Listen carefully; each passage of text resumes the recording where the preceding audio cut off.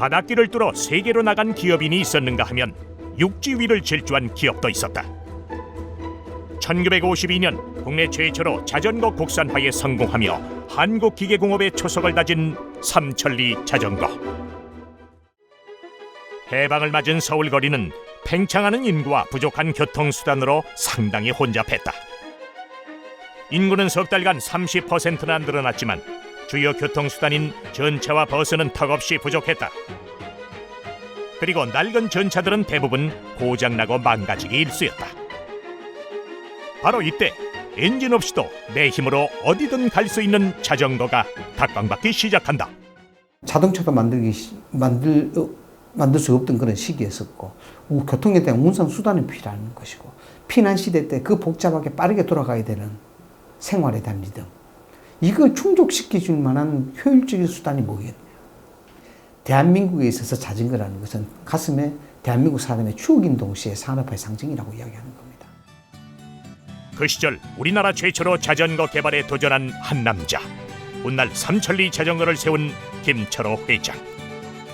일제강점기 가난의 굴레를 벗어나기 위해 고국을 떠났던 청년들 중에 훗날 크게 성공한 기업가들이 여럿 있다.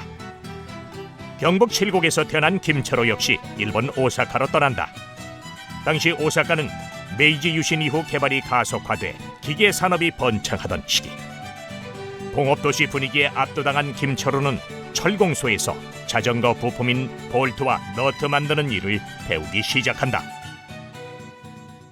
그 당시 일본은 굉장히 부흥기였습니다. 메이지 유신이 터졌고 경제적으로 뭔가 산업이 발달이 무궁무진하게 일어날 그때 상황이었습니다. 일자리가 많았죠. 그래서 막노동부터 시작이 됐습니다. 막노동부터 시작이 됐는데, 그래서 뜻을 어떻게 품고 있었는지 모르겠지만은 거기서 이제 철공소의 견석공으로 취직이 됩니다. 하지만 1920년대 말 미국의 경제 공황은 일본 경제를 뒤흔들게 되고 당시 김철호가 다니던 공업사 삼화제작소도 곧 경영난에 빠진다. 창고의 재고가 산더미처럼 쌓여갈 무렵 연습공이던 김철호는 공장장을 찾아간다. 부품만 생산해가지고는 사업성이 떨어진다고 판단한 그는 경영난을 이겨낼 방법을 제안한다. 바로 부품을 조립해 완성형 자전거를 만들어 팔자는 것. 공장장은 반신반의했지만 김철호 말대로 자전거를 만들며 부도 직전이었던 회사는 기사회생하기 시작한다. 우리나라 기업인들이 1세대 경영인들이 대부분 일본하고 연관이 있을 수밖에 없는데 대부분 들어보면 똑같은 맥락이에요. 그 성실성, 끈기, 인내 이런 것들이 가장 중요한 그 사람만이 가지고 있는 노하우였습니다. 다른 기술이라든가 머리가 좋다기보다도 마찬가지로 김철호 회장도 그런 끈기와 인내 이런 걸 보고 일본인 그 사마 제작소 주인한테 굉장히 감명을 주게 됐죠. 일본에서 자전거 생산 기술을 배워 해방 후 한국으로 돌아온 김철호.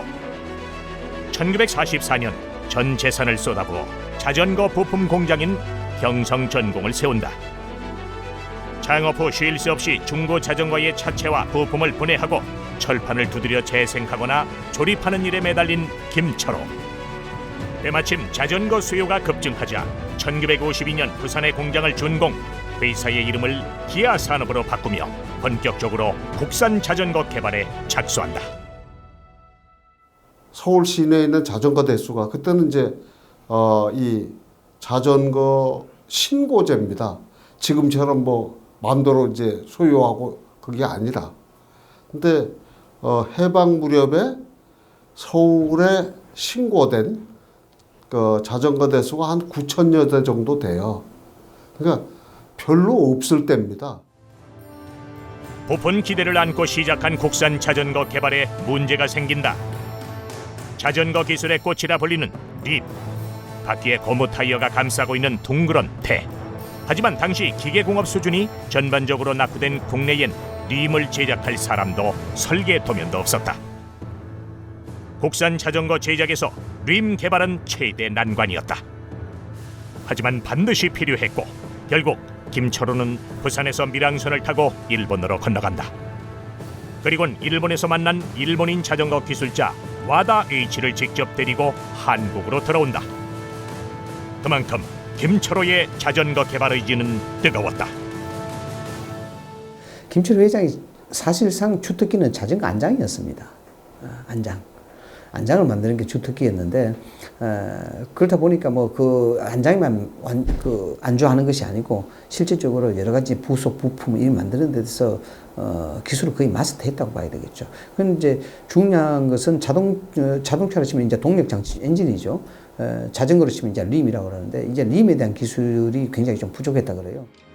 1952년 마침내 12대 자전거 시제품을 완성하고야 마는데 바로 최초의 국산 자전거 삼천리 자전거를 세상에 내놓는다. 삼천리란 이름은 한반도 삼천리를 달리고 싶다는 소망의 표현. 전쟁으로 모든 게 침체된 당시로서 국산 자전거 개발은 큰 뉴스거리였고 우리 자전거가 생겼다는 자부심으로 가슴이 벅차올랐다. 이승만 대통령이 경여차 직접 공장을 방문하기도 했고 국내 최초로 미국에 자전거를 수출하는 쾌거를 이룩한다. 1970년대 삼천리 자전거는 국내 시장 점유율 65% 이상을 차지할 정도로 날개에 돋친 듯 팔려나간다. 독과점 품목으로 지정돼 정부의 가격 통제를 받을 정도였다. 일단 어떤 브랜드가 그 고유명사, 어떤 분야에 대명사가 된다는 게 쉽지 않은 일이잖아요. 근데 삼천리는 그 당시에는 거의 자전거 하면 삼천리라는 브랜드가 자동으로 연상되듯이 그 거의 고유명사 같이 쓰일 정도로 아주 대표적인 브랜드 파워가 있는 그랬던 시절로 이제 기억이 됩니다. 인류의 10대 발명품 중 가장 위대한 발명품으로 꼽히는 바퀴. 삼천리 자전거는 그 이름처럼 70년 동안 한반도를 달리며 두 바퀴로 가는 교통수단을 발전시켰다. 무역업 성공에 안주하지 않고 국내 1호 설탕 기업으로 오늘날의 삼성을 일으킨 이병철. 한국 최초의 조미료를 개발, 조미료 시장을 개척한 임대홍. 우리나라 최초 원양어선의 실습 항해사, 국내 참치캔 1호로 참치 신화를 이룬 김재철. 국산 최초 자전거로 70년을 달려온 김철호. 전쟁이 휩쓸고 간 폐허, 무에서 유를 창조하며 한국 경제의 기반을 다진 기업인들. 국내 최초를 성공시켰던 이들의 도전 정신이 우리 경제를 성장시킨 밑거름이었다.